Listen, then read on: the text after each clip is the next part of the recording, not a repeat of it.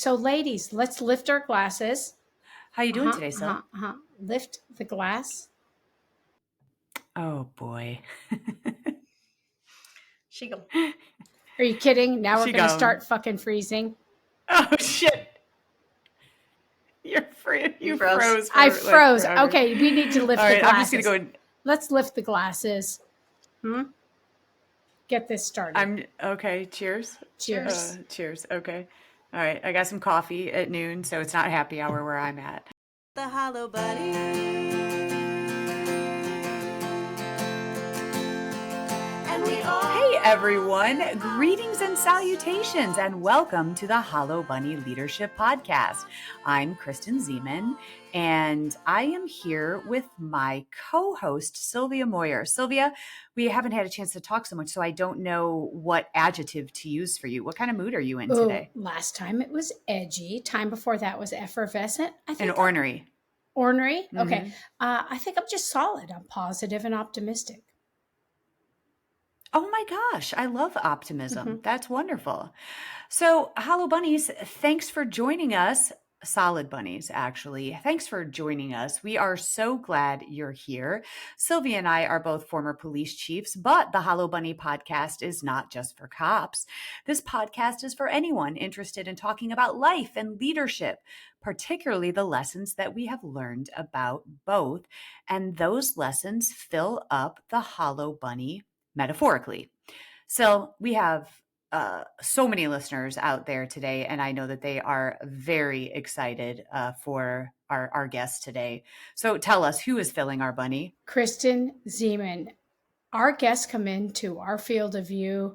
We read about them in a book. We see them on a movie. We see them at a concert.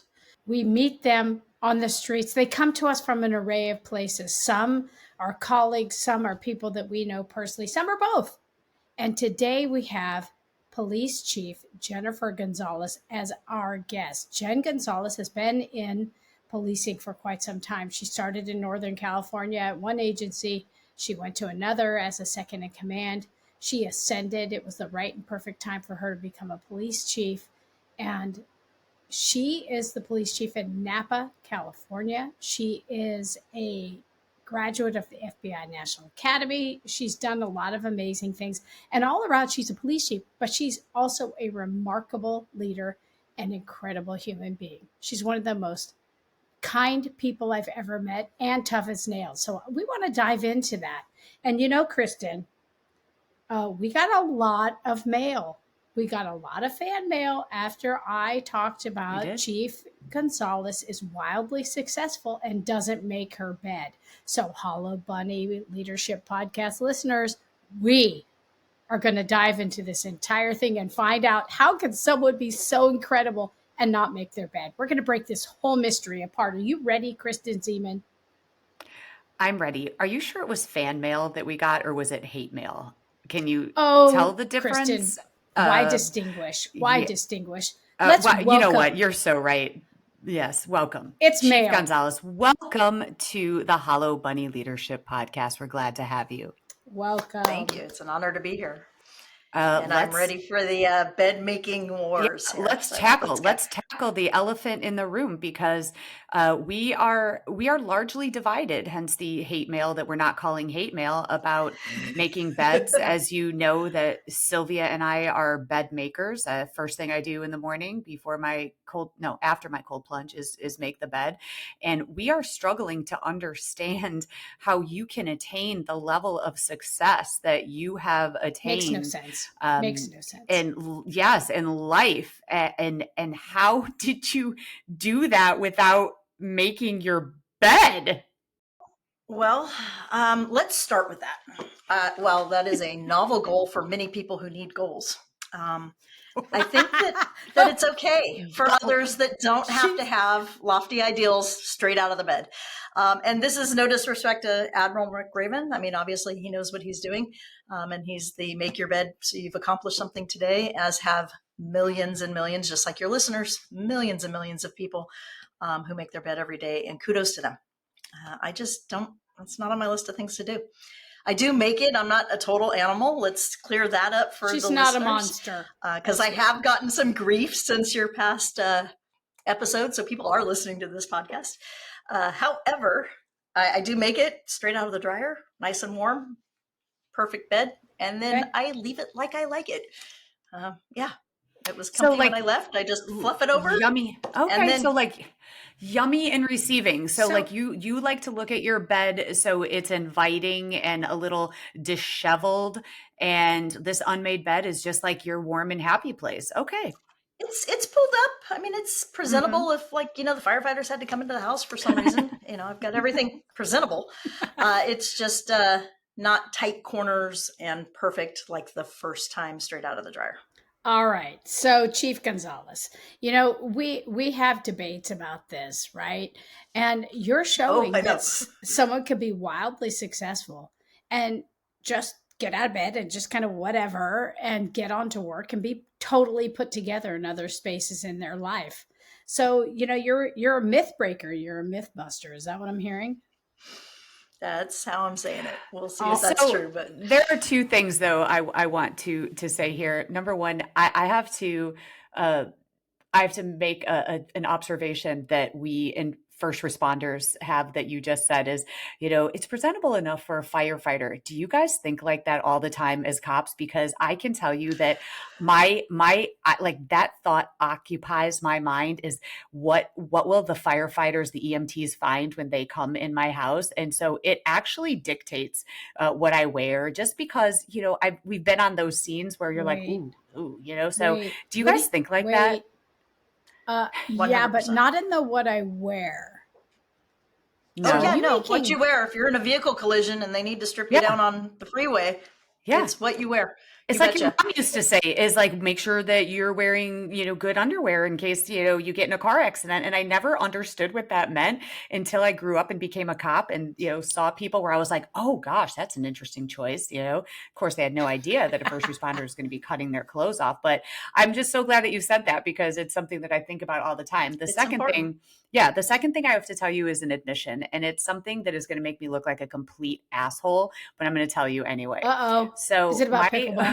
okay, so no, it is not, but it's correlated largely to the person who's mad at you about pickleball.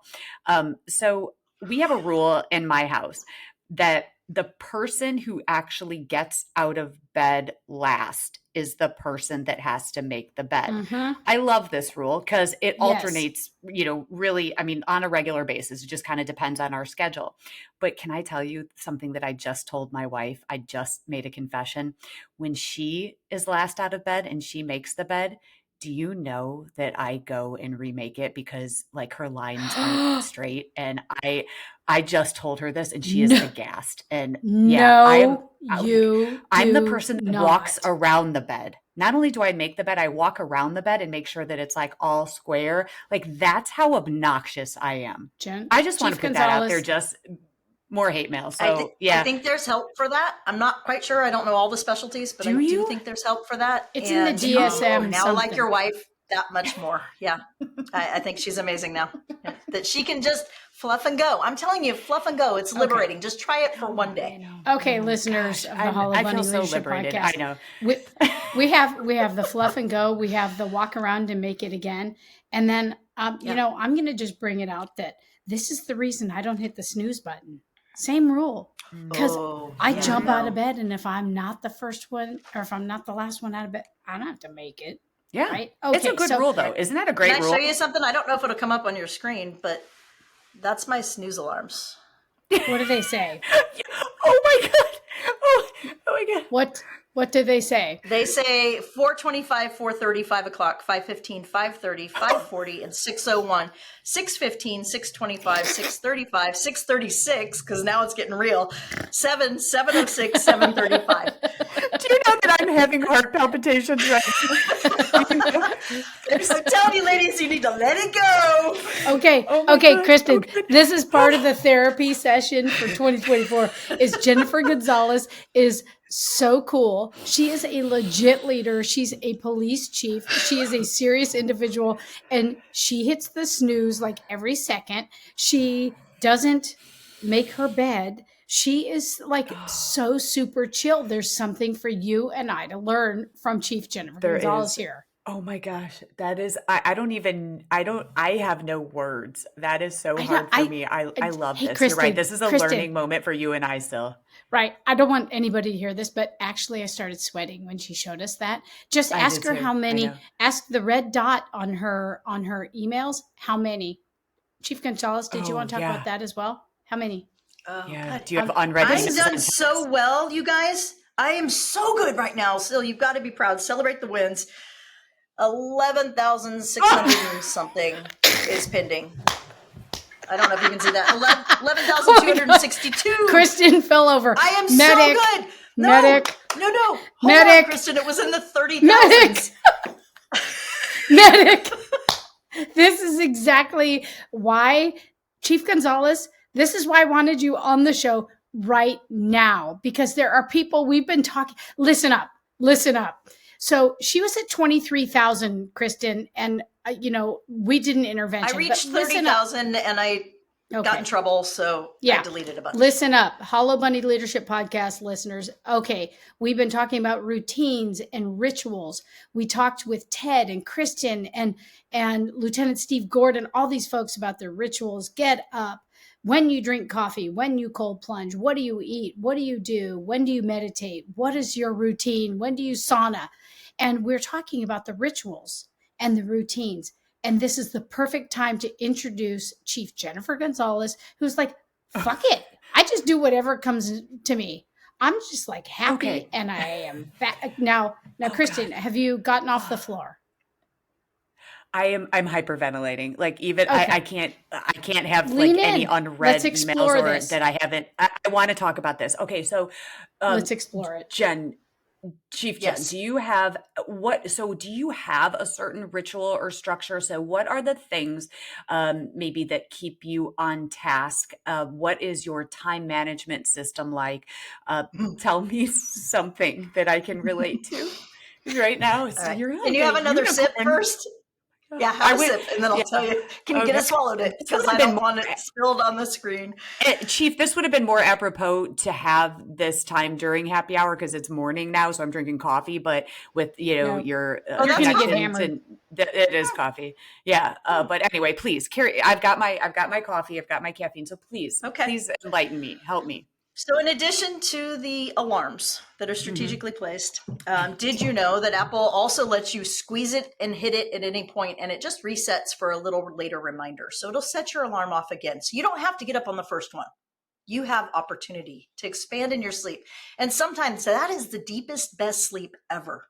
So I highly recommend just hit the snooze or squeeze the button or throw the phone across the room. Whatever you need to do, shit it balls. works. Oh, Okay. shit balls. Okay. Then you I'm get going up, down. Okay. um, Oh, God. straight into the shower because I can't be social without some sort of water reset. Okay. Straight into the shower. Then I get ready, head to work. Work hours vary. As a chief, I have as much overtime as I would like. So this is an opportunity for workaholics out there. It's a great position because you can do as much as you want. So I get there as early as I can and try and check in with others that have been here all night and get my day started. Staying on task is a little hard. I think there's probably some never diagnosed attention span issues. So it's real easy to do 10 things at once and really hard for me to do one thing at a time. I do a lot of audiobooks because I don't like to sit and read. And so if you want me to read your book, you're going to have to transfer it to audio. And I did. I'll read it to you. Quite often if you can read it to me, that'd be even better. Mm-hmm. And then quite often I will not see the email, as you could imagine. And if it's important enough, there's this electronic leash that everybody can get a hold of me. I mean, it's like, oh my gosh, you actually talk on the phone? I am Gen X. I'm willing to talk on the phone. I do prefer texting. I will see you on Instagram, probably 3 a.m. Because, chiefs don't sleep. So there's the club that at 3 a.m, there's a group of us that will check in with each other and see how the week's been going. But yeah, there is, my routine is really no routine. I do believe in last up has to chub the bed and get the sheets back up towards the top. Okay. But I have learned a lot from my Australian Shepherds, and the key to happiness is short-term memory. And so Be a goldfish. you just, yeah. Yes, just Chief be Gonzales. excited when someone walks through your door and take it for what it is and love who's in your space. And if they're not in your space, maybe love that they're not in your space. And Oh, that's yeah, actually great. I love that. That's like addition by subtraction. I love that very yeah. much. Okay, well, hold on. There's a few things I want to unpack here. Okay.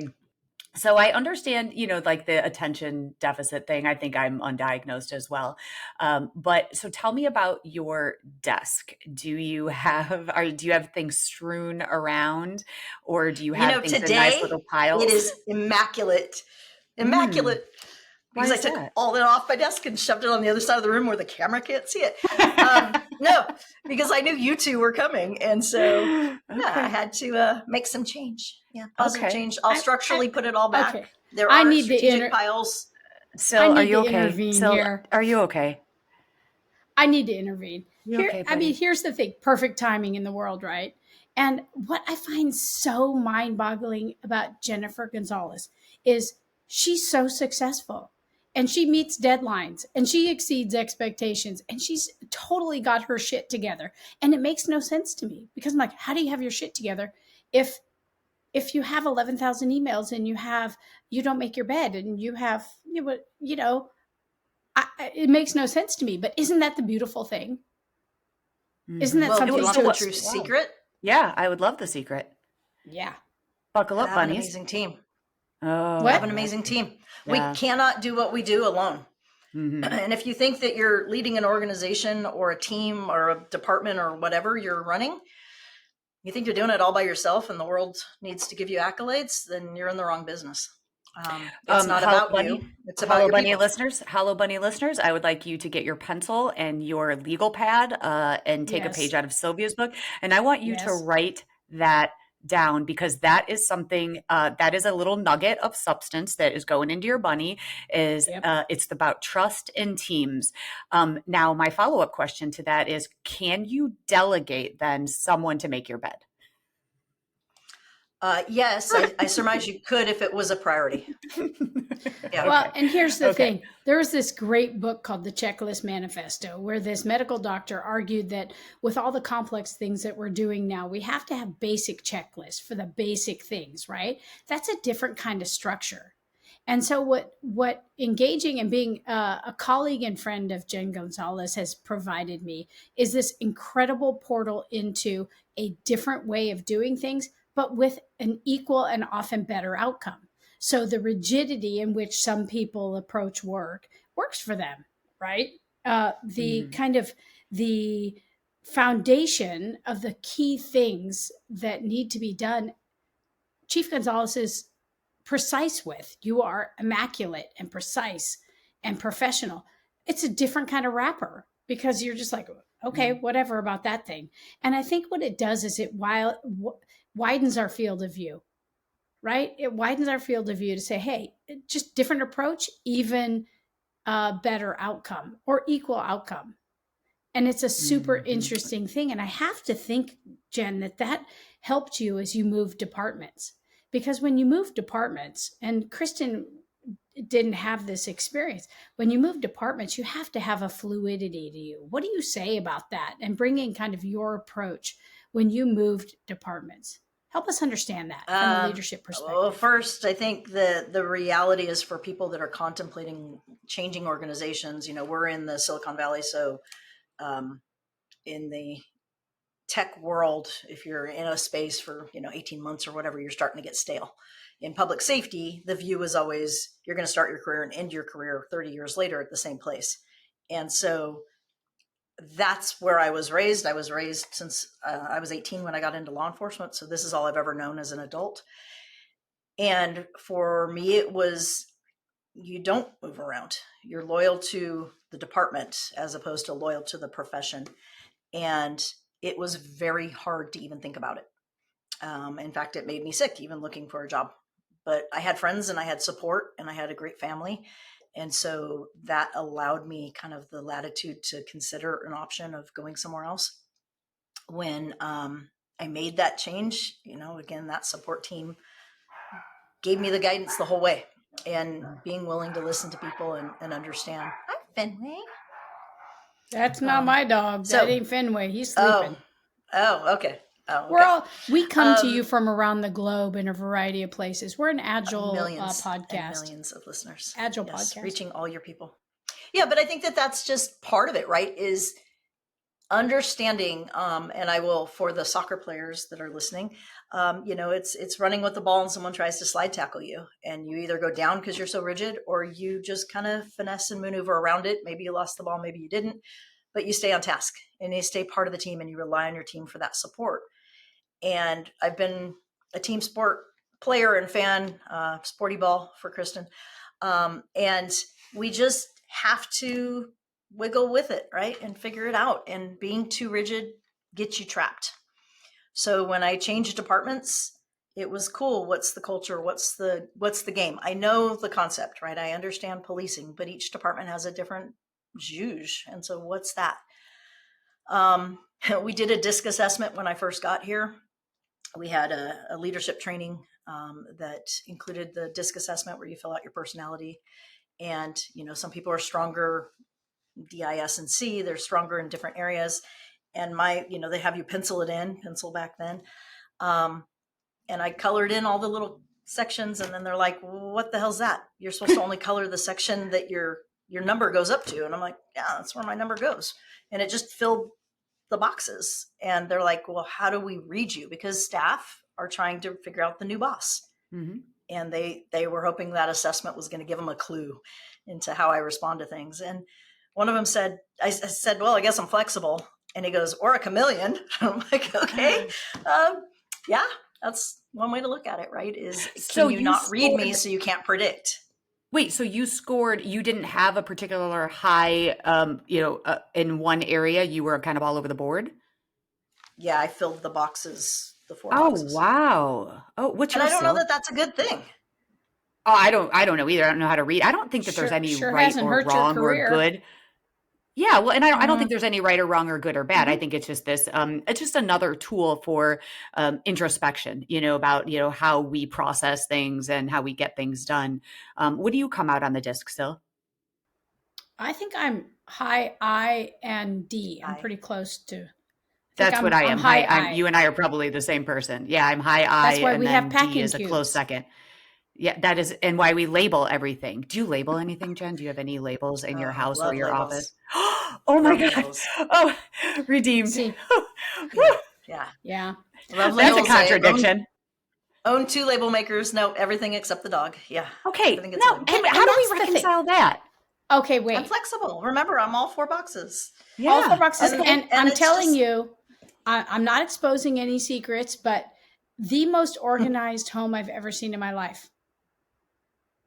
Jen Gonzales, rivals you. That's why this other piece makes no sense to me. But hey, maybe she's just, that chief is supposed to be a mystery. But I do think there's something to pull on here. It's entertaining for sure to talk about it, but it also reflects for everybody that's listening. You don't have to fit into a certain way. Previous episode, Krista was talking about she wants to be this outdoorsy, sporty girl, but she's just not an outdoorsy girl. So we have these ideals, but if they don't fit, they don't fit. So should somebody be ashamed that they don't make their bed every morning? Well, no, it's a bit embarrassing, but okay. Beyond that, I tell them to embrace it and join my team. There's space for you. Yeah. Variety of approaches. This is also, I like where this is going because, this is all in good fun and, we aren't actually judgmental about it. It's just hilarious because it's just hard for me to leave the house without making our bed. And, but we see all these things that come at us, the book, The Miracle Morning. What's your morning routine? What's your evening routine? And all of these things that are supposed to make you more successful. And the thing is whatever works for you is the thing that you need to do. But I think the lesson transcends that, as far as individuals and in the way that we lead teams. And, I remember I had a few bosses and starting with a field training officer in my career, that told me I had to do it this way. So I asked, is the way I'm doing it wrong? And he said, no, I just want you to do it my way. And I remember sitting in the car that day, and when you're in field training, you just do what you're told, right? And, but I remember thinking he was so rigid that he didn't allow me to do the thing that was correct, but different. And then as I moved up in leadership roles, this is where you mentioned, Chief, about delegation. And when I hear the word delegation, the word that comes to mind is trust. And that means that I'm going to task you with this thing. Here's the mission, the vision, the goal, and I'm going to allow you to do it. And you're probably going to do it different than I may have done it. So there's just this whole thing is fun, but it's really, about the deeper and more complex, issues of how we're all just different. We operate different and we get things done in a different way. Right. And you just have to choose what is right, not what is easy. And then have the fortitude to stand with that decision. And if it needs to be adjusted, take in information, figure out if there's a better way. Someone else's path may be better, and then adapt and try it. But you have to have trust in people. I value trust almost to a fault. And so when someone is trusted, I know you guys went through trustworthiness, trusted, all of that last time. When someone is trusted in my book, they have an open door to my world. And when they are in that circle, they can roam freely. However, leaving, it's like the Roach Motel, right? Once you're in, you're in. But once you have violated that trust for me, peace be with you. And I don't need that in my world. And that's extremely hard. I value my friends. I value my relationships, probably greater than most things. And I still have my first friend in life that we met pre-kindergarten. We're still very close, he and his family.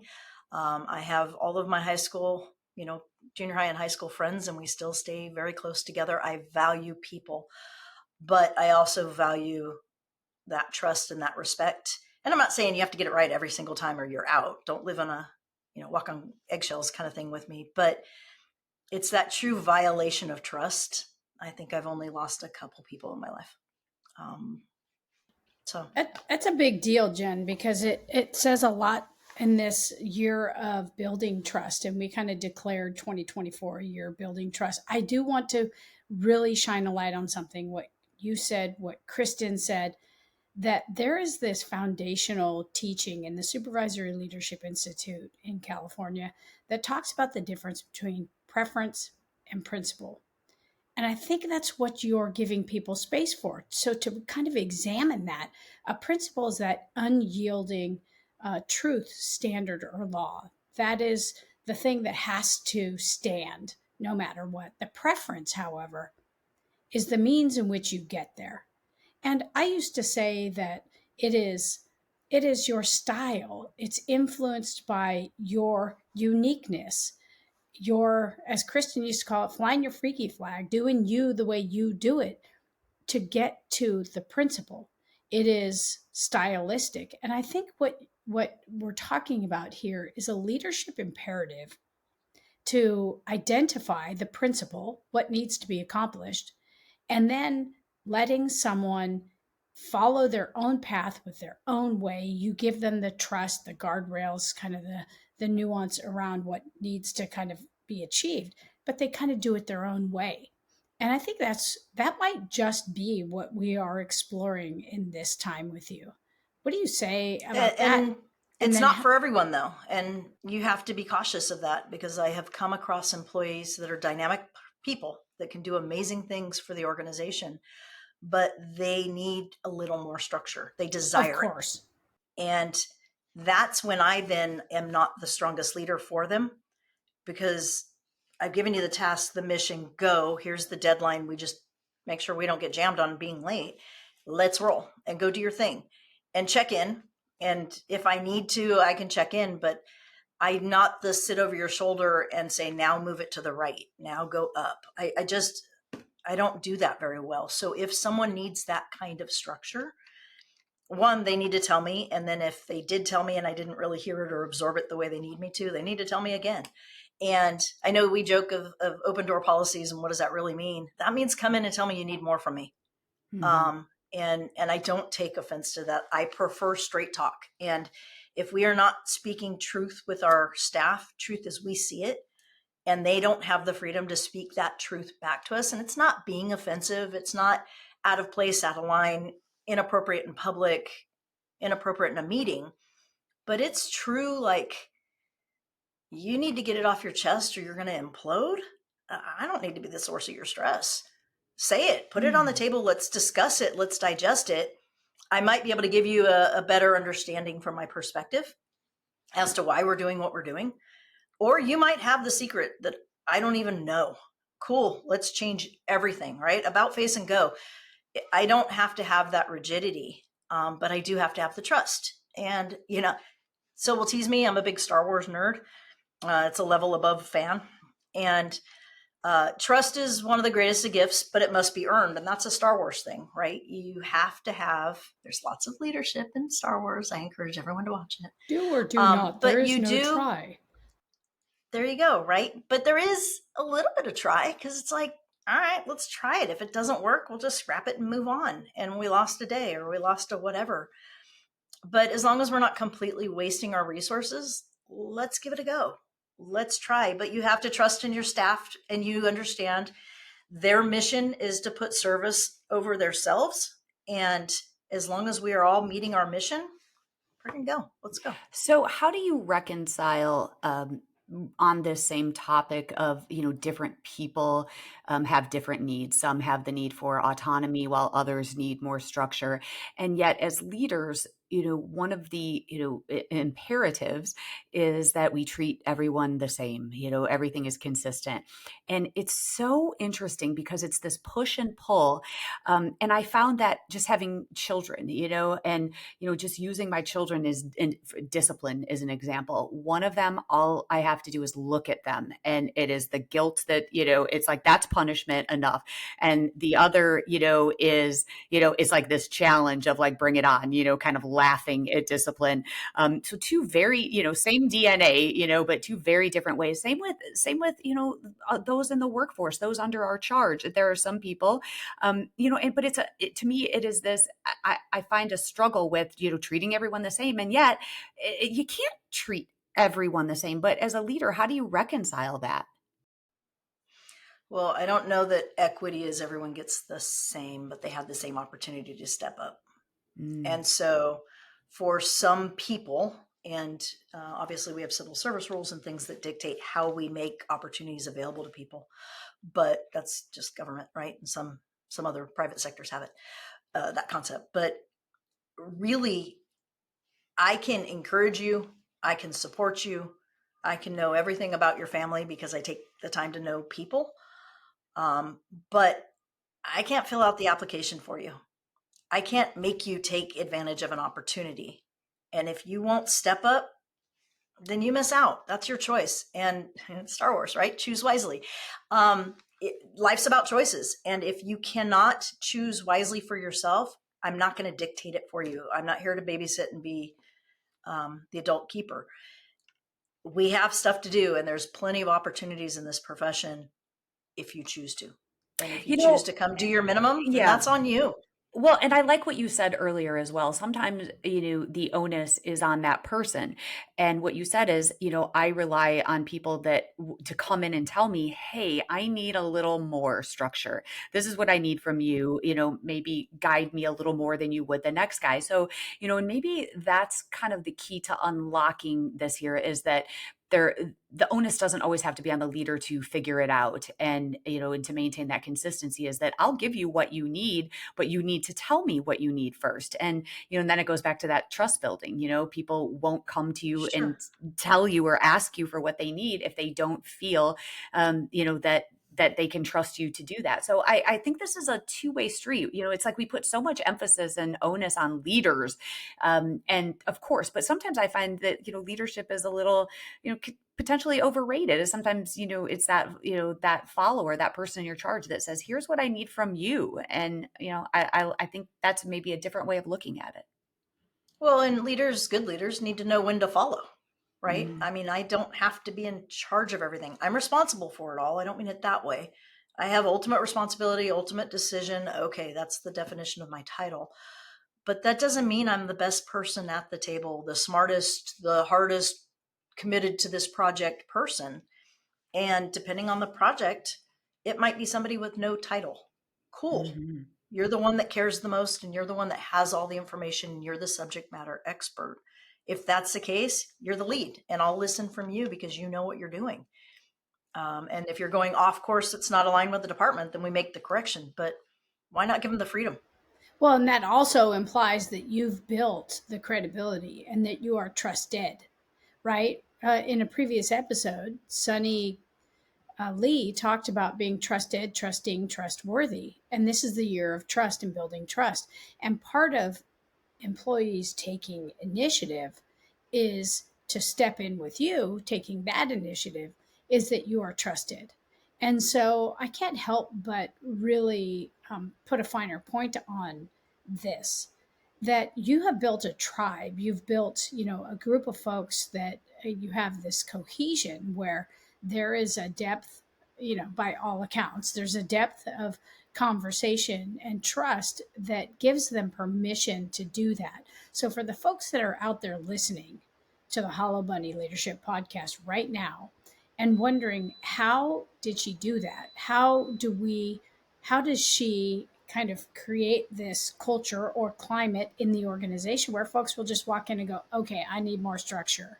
What does this mean? Or whatever the issue is. How do you do that? Are there specific things, or was it just an emergence of who you are?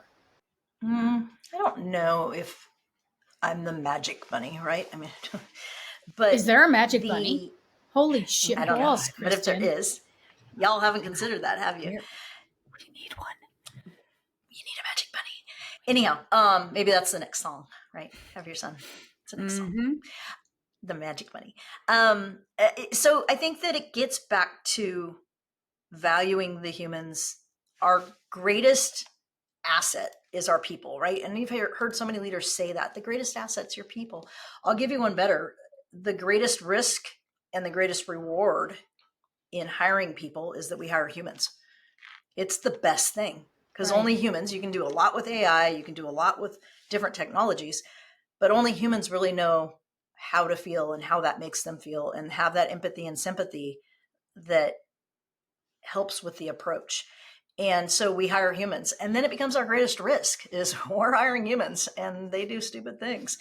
And so how do you trust them? Well, you got to step up, you got to show up, and then you got to give them a little leeway. And if they can perform without needing correction, cool, give them more leeway. If they need correction, then you know your people. You give them what they need, or you remove the responsibility if it's too stressful. You check on them because wellness is a huge thing, especially for public safety. They're exposed. Our dispatchers, our officers are exposed to things that are very tragic on other people's lives. So while they may be your all-star, they might also need a break. And just knowing when to turn it up, when to turn it down for them. And then if they need to tap out, you let them. If they need a break and this call is too much, or I have a personal connection, cool. We'll put someone else on it so that they can do what's right for them so they can continue to serve the community. And just knowing your people and giving them that permission to, one, do their job, but two, to tap out. I think it's important. We talked about this the last episode when we were talking about trust, and you've just really validated for me, my view of trust is that, we often say, I'll trust you if you earn my trust, but the truth is the only way that you can do that is by starting with trust. The only way to trust someone is to trust them, and I think that when you start incrementally, perhaps low risk, you trust and you see, what happens, what the outcome is, and then it becomes greater, and then it's that emotional bank account that you're building, of that trust. And that way, if there is a deficit or a withdrawal, and right away, okay, that they, there's a test there and they failed, then not to, to offer that the next time. So it really is, it's a finesse, I think.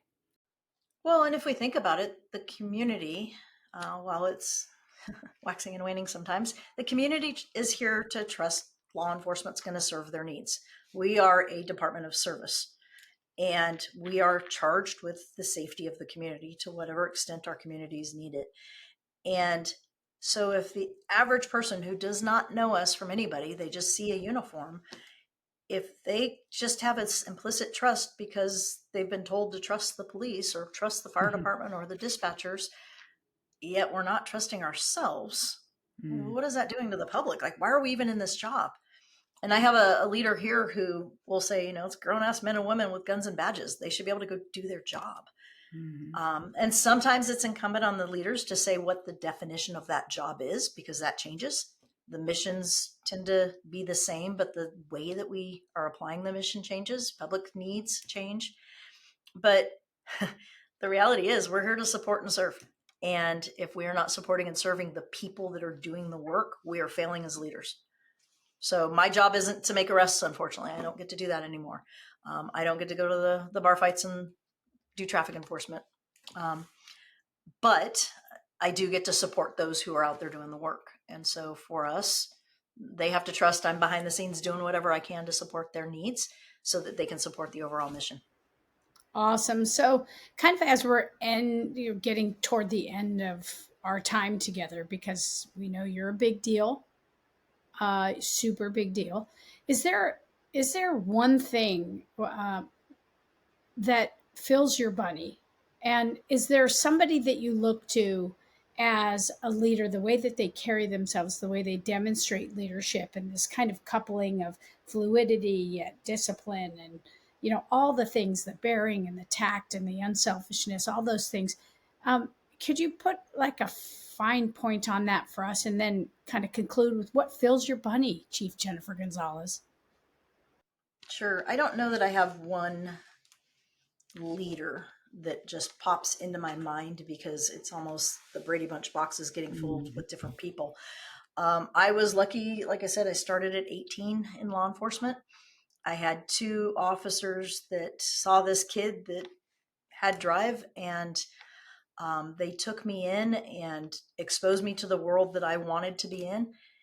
And they became my career mentors. I had a chief at the ripe age of 18, thought I was worthy of taking the job, and bless that chief, because he helped me start my career. And then I met another chief who let me be a police officer once I was old enough to carry a gun.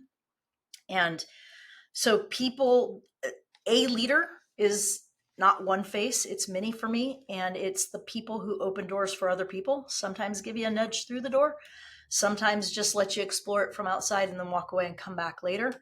But they help others.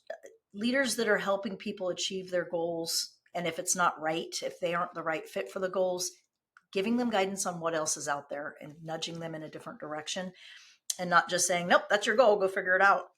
People help other people step up and rise, and they don't just rise on their own and take it with them. If you're a leader searching for title, get out of the way, you're in the way.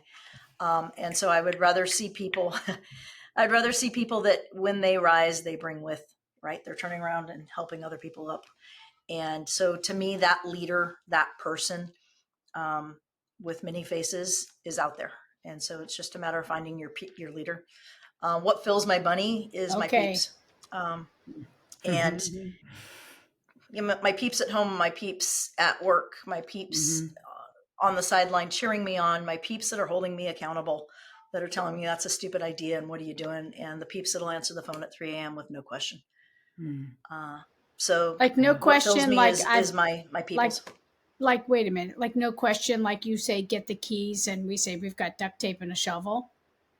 That, or I got bail, what's the amount? Yeah. Okay. I mean, it's, or I can ring the doorbell and they actually answer the door in the middle of the night. They answer the phone in the middle of the night. Got it. Not just my crew that's on Instagram at 3 a.m. But no, I mean, it's really what fills my bunny are the people that give a damn. And if you don't give a damn, go hang out with someone else. You can read my email if you've got that much time, but yeah, I just don't. Peeps are what peeps and bunnies. Yeah, you know what's so funny, and we can absolutely land the plane here, but you've mentioned it really as a a tapestry throughout our conversation today about relationships. And, one of the things that has come out recently that like Mel Robbins has picked up, but I've been talking about this study for years, and I'm so glad it's getting the light of day. But, the Harvard study on longevity and thriving, and the number one thing at the end of our lives that, they've interviewed people for 85 years, and that it's human connection, it's positive relationships. And you've hit on that several times today. So I think that is so important and something that we all need to remember and prioritize and be deliberate about, is building our positive relationships. So Yep. thank you so much for filling my bunny today. And it's been a pleasure learning from you. I'm going to reconcile the bed thing, the emails, the unread I text do have messages. a label on the bottom of my coffee cup, if that makes it better. That Does is that help? Okay. that is like so much redemption, but also like my Confusing. brain is sort of breaking. Yeah, It's that confusing. like, you don't make your bed, and that you've got all of these unread emails, and then you label everything. Like you've actually broken my brain. So kudos for Well, that. it's really just because I leave my coffee cup everywhere, and I want someone to call me and let me know where Don't it is. ruin it for her, Chief. Yeah, don't. No, but Stop Sill's a talking. witness. We do have a very well organized garage, and everything's got labels and little jars, and Different Love approach, it, and the love it. fluidity of leadership and just being who you genuinely are. It works for you, Jennifer Gonzales. And I can attest to the fact you not only have very deep roots with your people, but you give in a way that's extraordinary. You love big. So keep doing what you do. Keep being a leader in this biz. And it's been a delight sharing this time and space with you. thank you both. I appreciate the time. Thanks so And much thanks, for coming Ted, on. for making us look good. Well, what a great tee up for our producer. Ted Madden produces this podcast, and the song you're about to hear was written and performed exclusively for the Hollow Bunny Leadership Podcast by my very talented and adorable son, Jake Zeman, and his accomplished friends, Fabian Guerrero and Zoe Replinger. If you like the podcast, please take the time to subscribe. Please like it, review it. We're getting a lot more reviews. We're getting a lot more 5 stars, and we love that. And if there's something that you'd like to see on here, please drop us a line. Let us know. If there's something that you want to throw spears at, do that too. We're open to it. We want to make this better for all of our listeners. You can follow us on Instagram, Facebook, and Twitter, or X, whatever you're calling it. And if you don't like the podcast, move along. There's nothing more to see here. And remember, bunnies, keep filling your bunnies with substance and add substance to others. Thanks for being here. Bye. Bye, everyone. May the force be with you. Love it.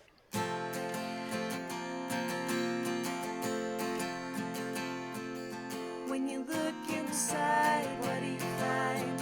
Are you content to fall behind? When you lose your way and you falter, why have courage and get ready to fight the hollow bunny?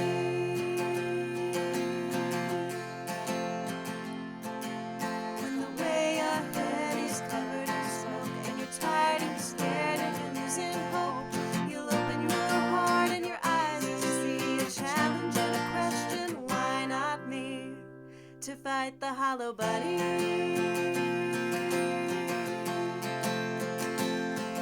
And we all feel hollow sometimes, but the monsters are only in your mind. It's a tough pill to swallow, but if you're brave and kind, you'll be alright. If you fight the hollow bunny.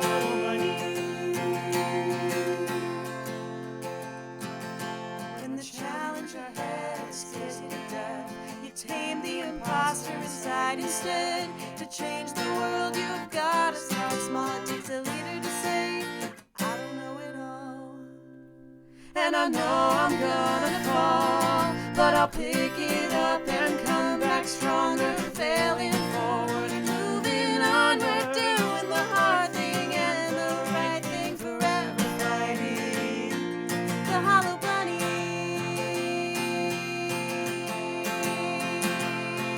And we all feel hollow. So